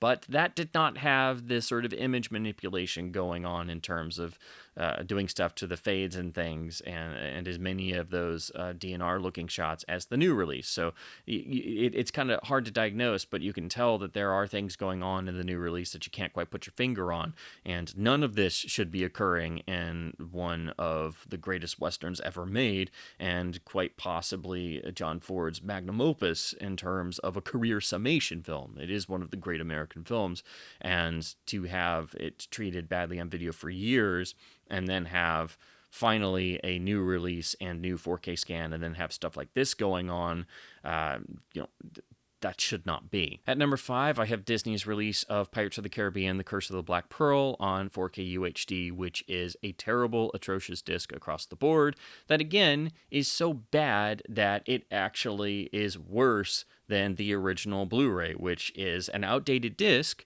and an outdated master, but it was an early Blu-ray, and it was a very good Blu-ray from that time period. It even had lossless multi-channel audio in PCM form, which is something you never see anymore. And, you know, it's still a watchable old Blu-ray even at this time. And you'd understand, obviously, it's an early disc, but, you know, it still holds up relatively well. Well, this UHD is, you know, even though it's technically 4K, it's worse. You know, it's absolutely horrible. So this is one of those discs, just avoid it. It is pointless. It is obvious that Disney did not care about this release, because this is a 2003 film primarily shot on film. Even though it was probably finished at a digital intermediate, it should look, you know, really wonderful, but you know, apparently Disney did not care, and they have not even released all the sequels over here on UHD, but they have overseas. So this disc is to be avoided. The same goes for my number 4, which is Shout Factory's release of Platoon on 4K UHD. Again, everyone pretty much agrees this is a terrible disc. It is hideously DNR'd to death. It looks, you know, thus worse than the previous Blu-rays, which, you know, mostly looked fine, even though they were getting on up there in years and age. The film should not have been mastered or released in this way, and it is another disc to be completely avoided. At number 3, I have the Paramount release of Planes, Trains, and Automobiles. Not only does this only barely improve upon the hideous Blu-ray. This is another film with a terrible video release history. It's never had a really good release. It finally is giving us those lost work print scenes, even though the quality is very limited. And it was a beautiful new scan. You can tell that underneath all of the hideous DNR application and crud that is going on. This is a disc that is so bad that pretty much all regular consumers complained about how bad this was. And there is a significant discussion online. And even on Twitter, I have seen discussions about how bad the disc of Planes, Trains, and Automobiles is. This is a disc that's so bad that a lot of people have been purchasing it and thinking maybe something's defective or their equipment has gone bad, and having to check something else to make sure, oh no, my player's still fine, or, you know, my TV's still fine. And there's no reason for this. This is simply because, you know, Paramount decided they wanted it this way. Still no original audio, and on top of that, they reused the Blu-ray audio and managed to flip the surround channels by some strange coincidence. It shows a seemingly zero care for historical preservation of how the original theatrical presentation went. It shows contempt for the consumers who have noticed this is an obvious problem and complained and been ignored. This is a disc that every review has noted is terrible and should not be this way. And so basically with this release, you're just getting the barest of upgrade over the Blu-ray, and the only reason that is because that old Blu-ray is truly atrocious. But because it's edge enhanced to death pretty much, some people mistake that as having potentially more sharpness because of the DNR being so bad on the 4K release that some people are actually preferring the old Blu-ray. But again, that's simply because it's so hideously over-sharpened and also a DNR mess and so atrocious. So this is only the barest of upgrades over the old release. This really shouldn't be supported, but the only reason you should pick this up is if you are a diehard fan of the film and you really want to see that work print footage. That is really the reason you should pick this disc up, and because the picture quality is just a teensy bit better than the old Blu-ray, because the old Blu-ray was so bad. But you're just going to be watching this new UHD, and the whole time it's going to rub it in your face how terrible this presentation is. Now, in any normal year, Planes, Trains, and Automobiles, I think, would take the top spot for worst disc of the year. It really should overall, but I think it is eclipsed by two particular releases, which I've already discussed. And I think the manipulation of the films and the overall presentation is such that it really needs to be highlighted for the travesty of a release that it is. So that's why the Planes, Trains, and Automobiles is not the number one overall choice in my worst of the year for physical media disc releases. So at number 2, and the only reason this is at number 2 is because it doesn't suffer as much as the film in the number 1 spot. So at number 2, I think the second overall worst disc of the year is The Godfather Part 2 on both 4K UHD and Blu-ray. This is... thankfully, Godfather Part 3 does not suffer as much as the first 2 films, but Godfather Part 2 suffers quite notably from digital noise reduction all over the place.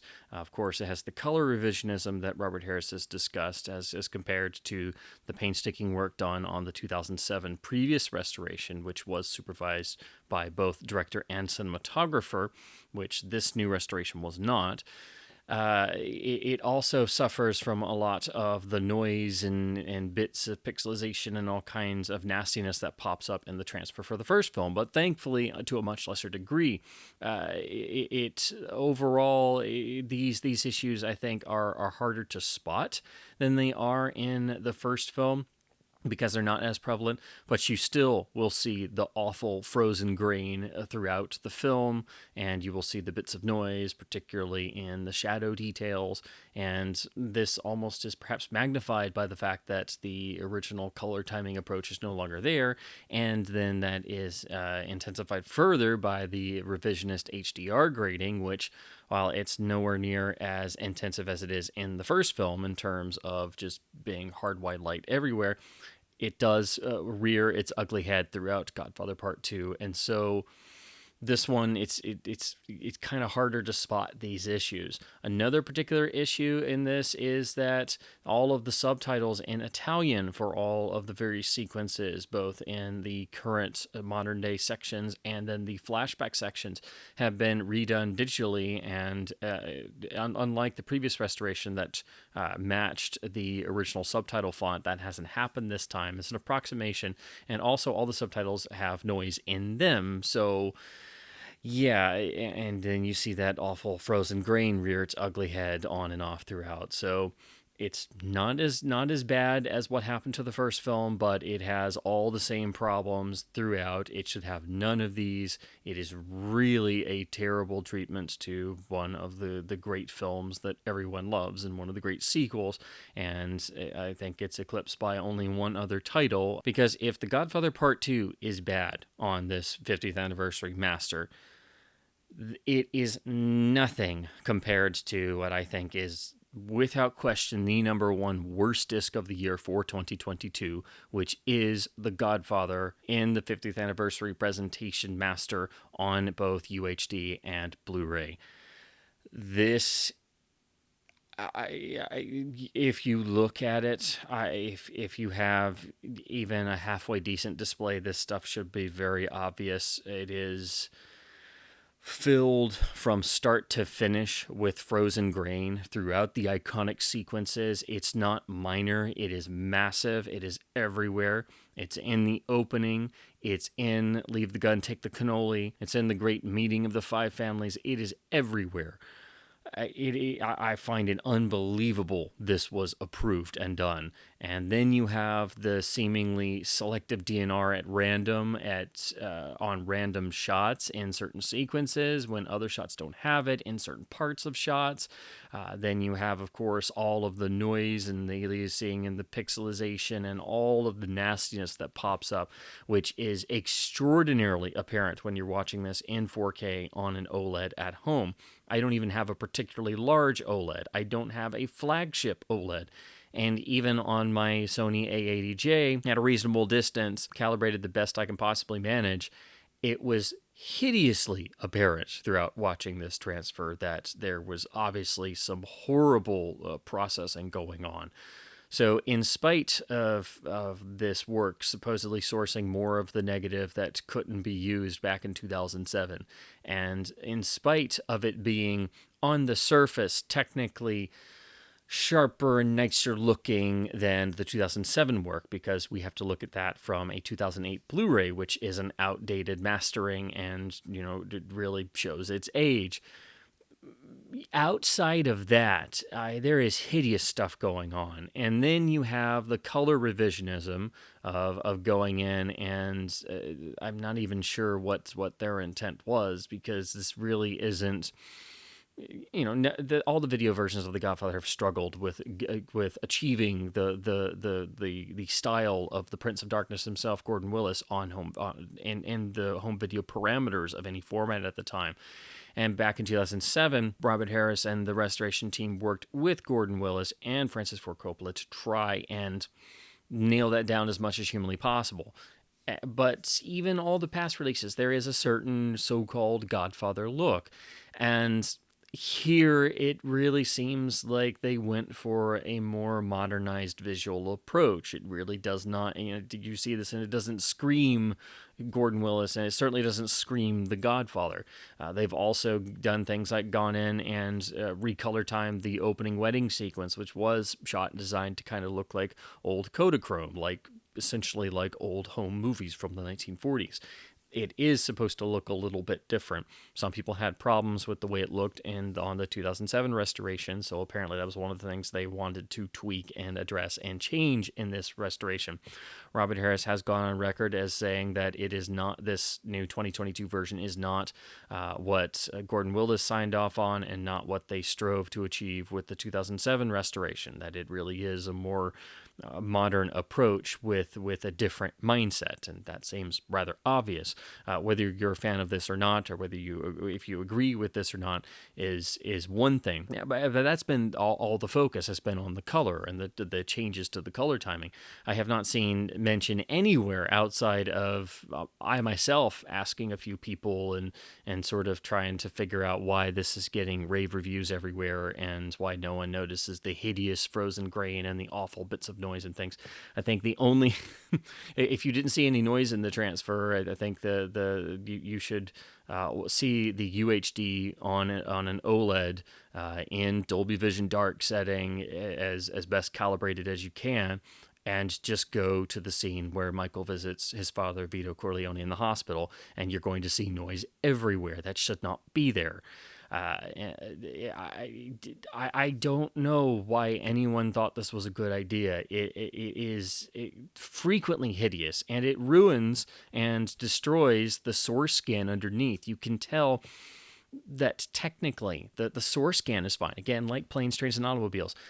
If they had left things alone, if they had done it as is and made a proper archival-minded transfer with an HDR grade that didn't go in and try to change things, only allow the natural image of the film as shot and intended and originally presented to breathe in a greater range of visual dynamics, which is the whole point of HDR, particularly in catalog titles, it would have been great. And of course, they talk about using the 2007 version as their base, and that should have been what they were following. But it seems they quickly kind of just said, no, we're going to do our own thing. And then you get into the HDR grading itself, which, as I've alluded to before, it frequently tries to brighten things up far beyond what they should be. The HDR is intrusive. You get this right from the opening in the Don's famously dark office. It seems like someone is standing outside the windows where the wedding is going on, and is shining, giant spotlights through the famously barely cracked open blinds. And especially when Marlon Brando as Vito Corleone goes over to the blinds, it's literally like you're sitting there watching the film, and it's like you're literally you feel like you should put sunglasses on. It is ridiculous. That's when you know from the get-go that this is going to be a problem throughout, and it continually happens. It should not be. HDR should be merely a tool to allow the film to visually breathe more, essentially, not to make everything bright, white, hot spots in terms of the image, and that frequently happens throughout the film. It is very intrusive. And that's why I looked at the Blu-ray SDR versions in the hope that maybe those would be a bit better. All that does is sort of tame it down a little bit because it's an SDR now, but that is still baked in there. You can still actually see it, even in that opening with too much light now coming through the blinds. You can even still see the presence of that in the SDR. So, and all of this only serves to enhance the nastiness going on and make it even more apparent. So, seeing this on a 4K television, particularly on an OLED at home, it's literally like you're looking at all of these problems through a magnifying glass. I mean, not even that. It's like they're giant flashing neon signs going, "Hey, look at me! Look at this gigantic frozen grain halo." Anytime Don Corleone moves around, and it's like, I have no words. I don't know who thought this was a good idea, but as there's a phrase that comes to mind that I keep repeating over and over when I can't figure out why something is going on with a Paramount release, and that is the phrase, "Well, I guess Paramount's going to Paramount." The studio itself, the name is now starting to become a sort of byword in physical media for lackluster releases and seemingly little to no, if any, care about historical preservation of the theatrical release experience of any given film. And whether it's removing film grain or having a revisionist HDR grade or not having the original audio, it's going to be there in some fashion, along with terrible encoding jobs and not very good bit rates and problems in the HDR realm, and then overpriced discs and cash grabs.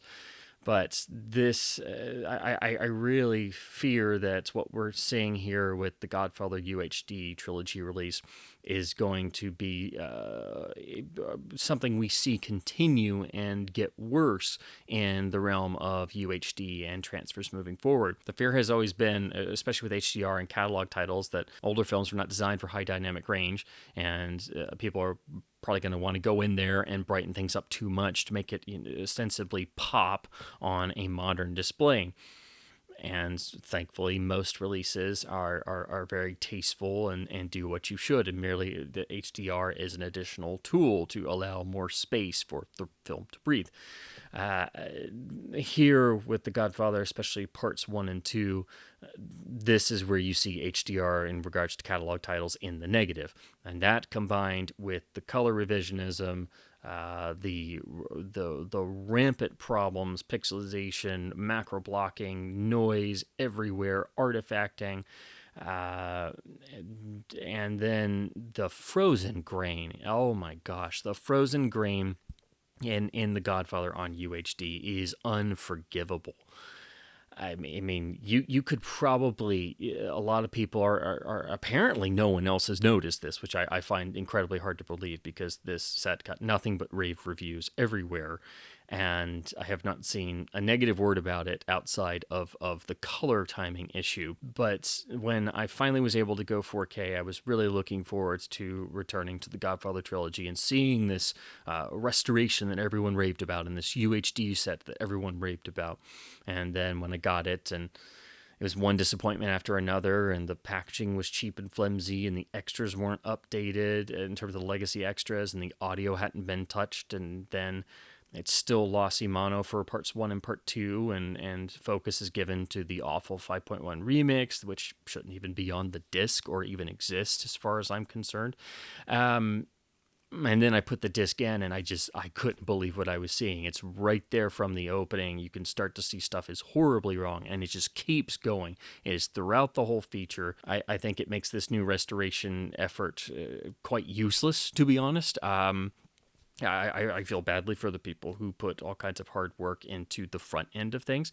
And again, if they had just taken these new scans they had done and done them properly without any of this stuff, and actually taken the time to go, okay, well, let's make sure that we get the color correct. And, the last time was supervised and signed off on by the cinematographer, who's no longer with us. So, maybe since we're basing our work off of that, shouldn't we use that as a reference instead of ignoring it? If they had done this right with the same materials, everything would have been fine. Again, this, like Planes, Trains, and Automobiles, all of this is entirely unnecessary, no matter how much marketing spend they put on it. and how they say, and this was done along with Zoetrope as well, with Coppola signing off on things. So that's what makes it even harder to pinpoint how this happened exactly. It seems Zoetrope did a lot of the cleanup work, and then the grading was done at Warner MPI, and this is all using the information in their little restoration documentary that they include on the disc. So I can't exactly pinpoint when this stuff happened, but I would have to guess it's Paramount, because it has Paramount's fingerprints all over it, in terms of these are problems we see with a lot of Paramount discs, but now this is in the stratosphere. So unfortunately, I think this particular presentation of The Godfather is absolutely atrocious, in spite of all of the rave reviews and accolades it has gotten elsewhere. I think anyone who knows this film very well, and anyone who knows what films are supposed to look like and what physical media releases are supposed to look like, and anyone with a calibrated television can tell in about 2 minutes that stuff is horribly wrong. Again, I don't have a massive setup. I don't have a top-of-the-line OLED. I don't have a large television. My OLED is only a 55-inch OLED.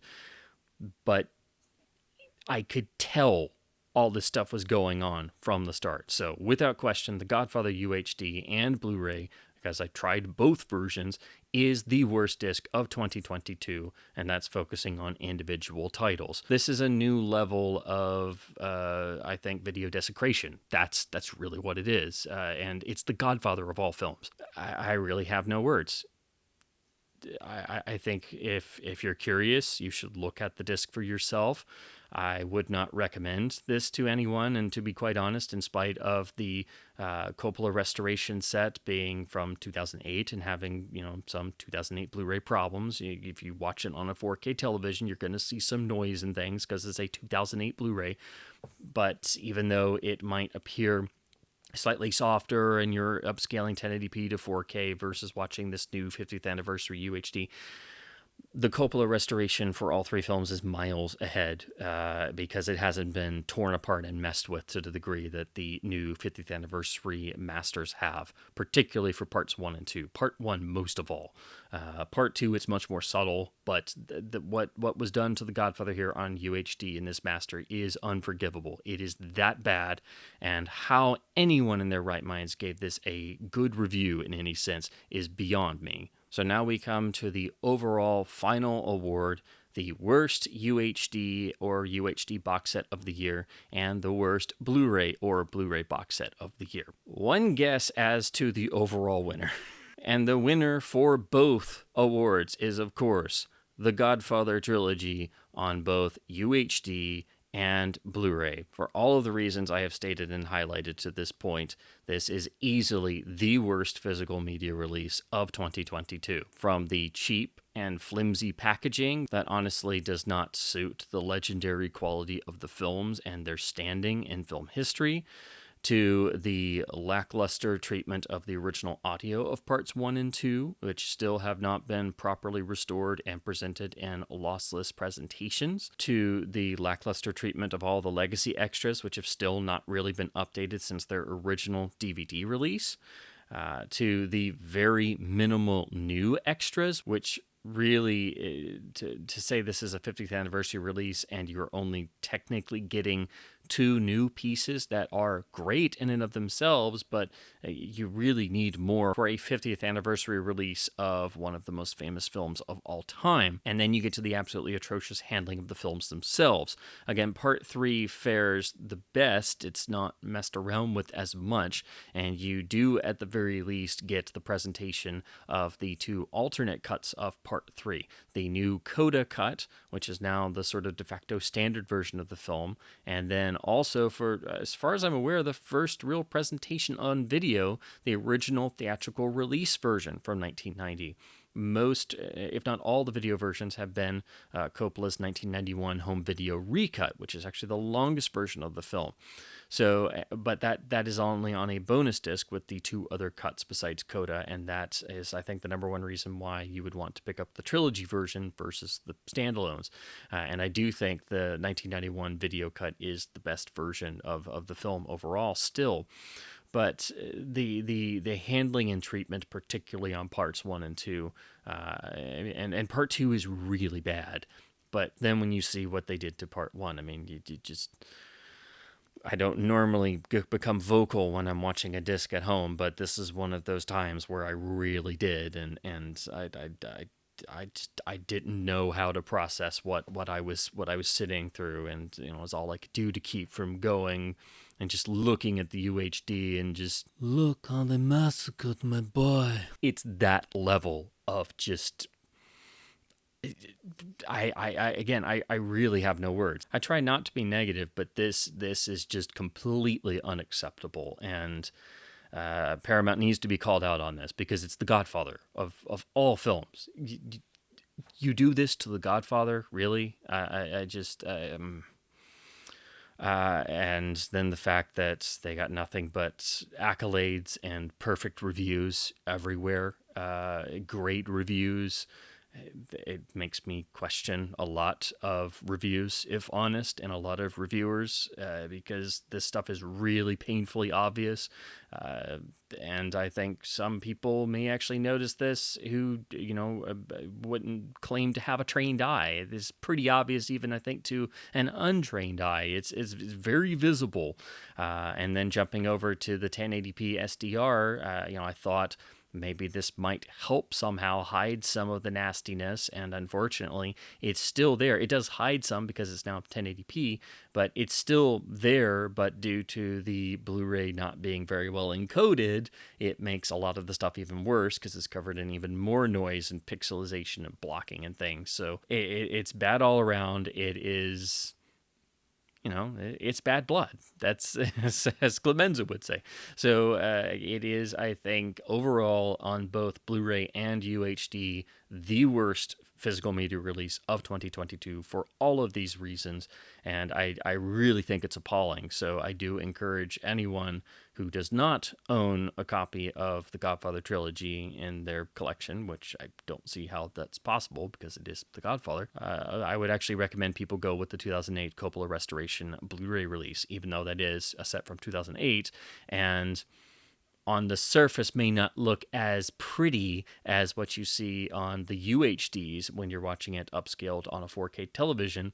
However, if you look at the so-called pretty and nice and beautiful looking UHDs from the Trilogy 50th anniversary set, you would see very clearly just beyond that sort of surface that they have totally gone in and really done these films an incredible disservice. So that is why I think I really had to make a point to say that these are the worst discs of 2022. This is the single worst release on both UHD and Blu-ray because both versions have problems, and it's still the same problems baked into this master, and it goes far beyond the online discussion that has gone on about the color timing changes.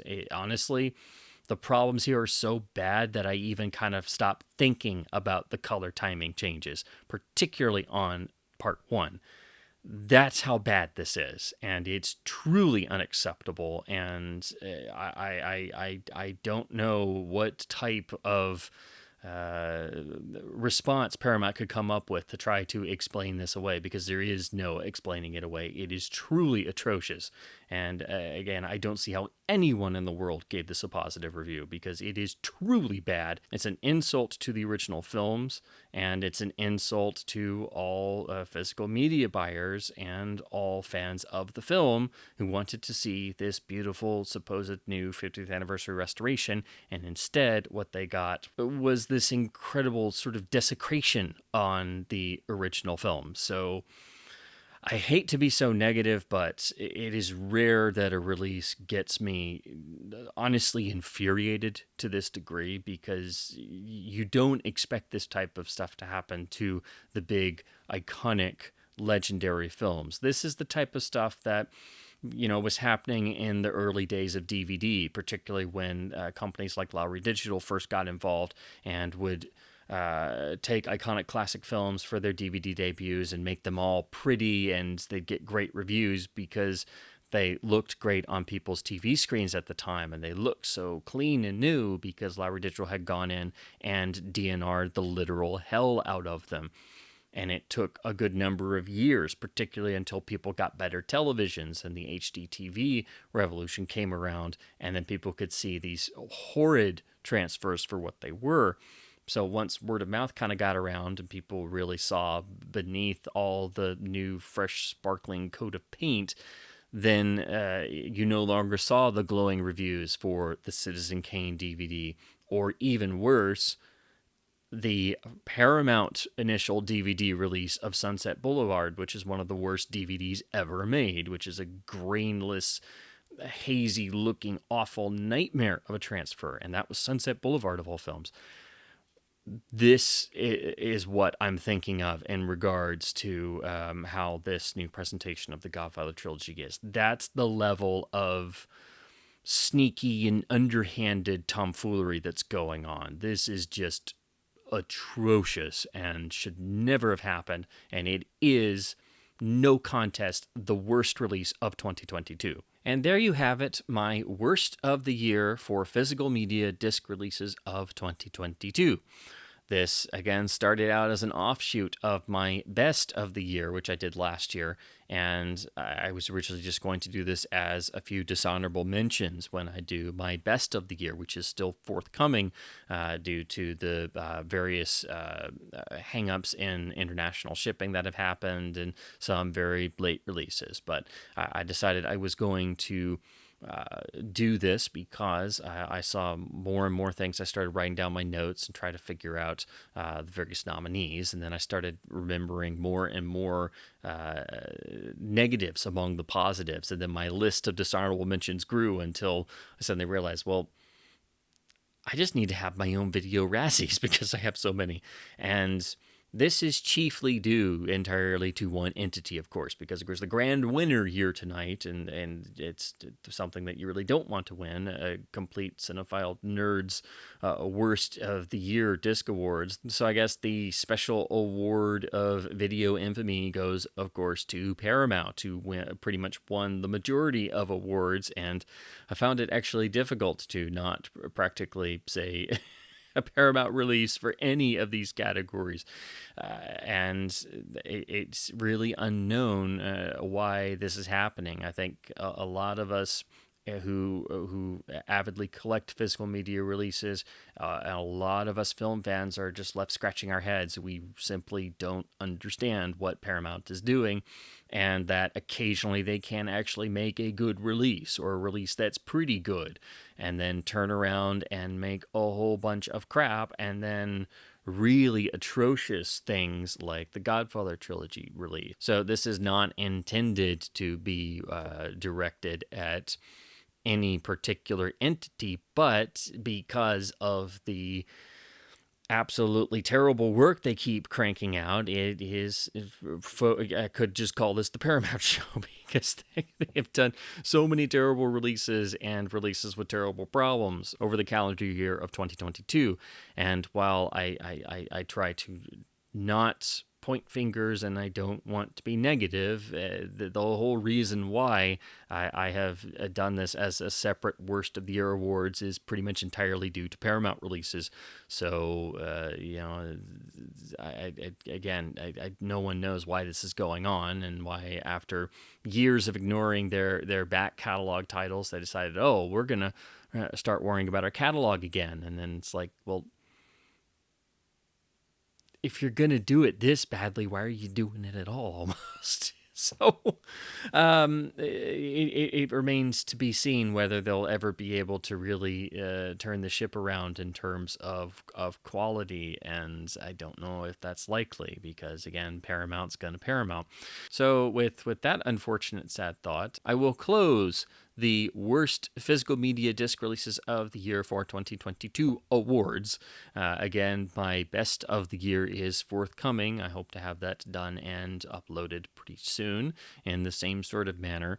And honestly, this, again, just sort of built up out of a simple idea, and then seeing that I had so many, such a long list of dishonorable mentions, and it just kept growing. The more notes I took, I realized that it really needed to be its own award show.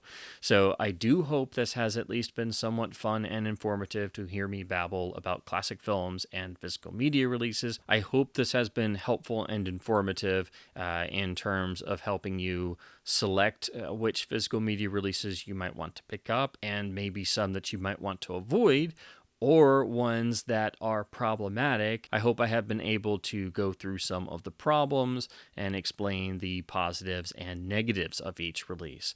This is not meant to discourage people from picking up certain releases, and I always would love to hear your thoughts in the comments below, particularly if you own or have seen any of these releases, and whether you agree or disagree with me. I would love to hear your thoughts below and keep the conversation going. And as always, I wholeheartedly encourage you to keep supporting both boutique and studio labels by buying films on disc to help keep both physical media and film culture alive. And thank you ever so much for watching.